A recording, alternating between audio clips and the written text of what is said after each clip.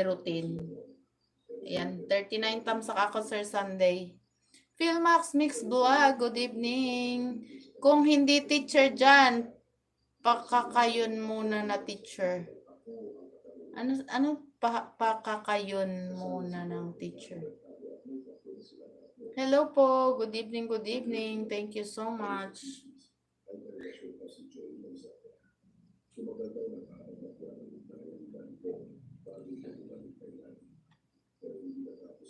Ayan, nasa ano ako, harang, Sir Sunday, another daily routine.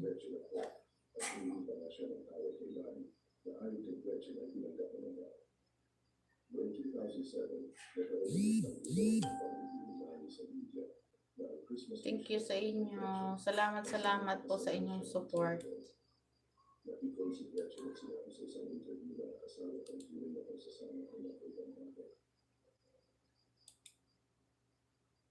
Para sa kanya, ang meron sila nito ay isang tunay na komunidad.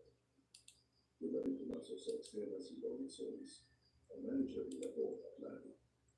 Ayon sa Chica, nakiusapan daw nito si David bago silang sabihan na masasakit na salita. Ang sabi naman nito, hindi siya kung titigil na rin si Fletcher sa pagpapakama kay Lani.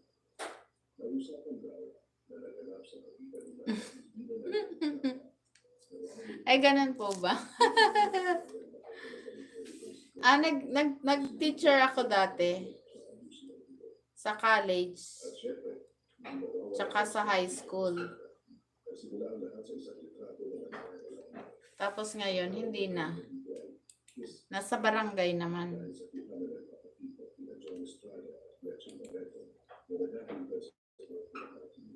Yan. Tapusin ko ito, Sir Sunday, ha?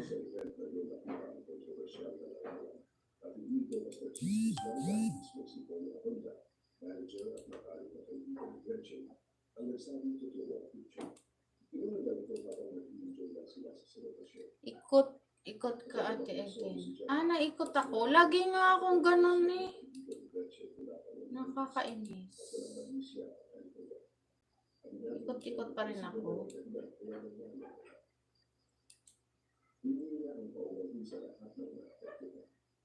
Ikot lang ako. Akala ko naman ikot-ikot ako. Sige po, Sir Sunday. Salamat sa iyo dyan.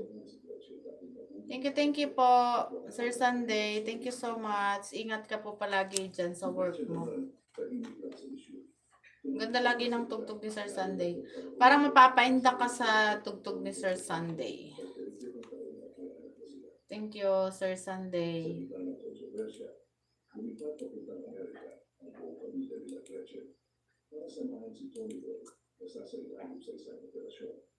Ito na rin marahil ang naging dahilan kaya pinipinara kaya ng sleep at hindi na ito naman. Pero hindi na nagtapos ang mga nagtapos sa kanya. Kasunod ang issue kay John, lumabas naman ang pangalan ni Freddy Pulo. Usap-usap ang madalas na makita sa mga pagkakita nila si Fletcher na po yung mga kasama at minsan pa ako ang nakakita. Si Dodi ay kapatid ng dating Interior Secretary na si Ronaldo Pulo. Ang dating ABS-CBN News and Current Affairs Head na si Atty. Don Pulo. Bukod pa rito, naging Executive Director in charge of DPWH Road Users Expo.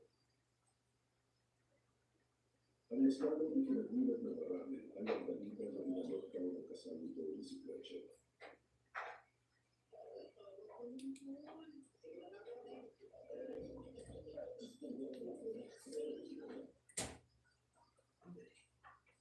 Madalas pa raw itong dinalo sa mga salo-salo ng pamilya. Ayon sa mga malapit na Fletcher, gusto talaga niya ng ikasal ng mga panahong iyon, kaya siguro na-attract siya kay Tony dahil naglakas daw itong mag-alok ng kasal. Pero ayon naman sa mga nakakakilala kay Tony, natural na raw sa kanya ang kanyang galawan. Sa huli, hindi rin daw ito natuloy. Kasabay ng mga chismis kay Tony, pumutok din ang pangalan ng bibigyan. Noong February 10, 2008, nakita si Ricky sa isang sikat na restaurant sa India na Monterrey. Tamsak 70 ako, Sir Philmax. Dito sa iyong Filipina Family Fiesta Dance. Tamsak 71, Sir Philmax. Ayan, nasa harang ako, Sir Philmax.